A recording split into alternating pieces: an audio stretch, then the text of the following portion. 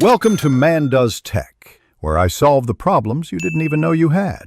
You start by confirming you have the Jaguar XF fob variant and a fresh battery. This matters because models differ. Remove any covers and put down a cloth to catch tiny parts. Use a small flathead or pick at the seam where the metal key meets the plastic. Apply steady pressure to pry open the shell rather than forcing it. Once the halves separate, note battery orientation, and any foam pads so reassembly will be accurate and reliable.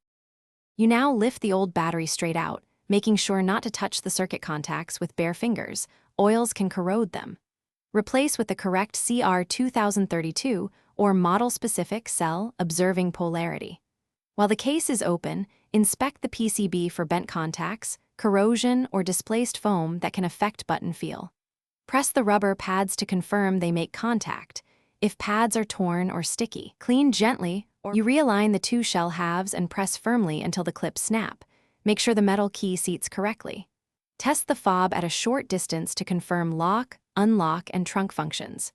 If the car still won't respond, check battery orientation and seating first, then inspect PCB contacts for debris or lifted pads. If problems persist, try reprogramming per vehicle manual or consult a locksmith. The immobilizer may need a professional scan to reconcile key and car electronics.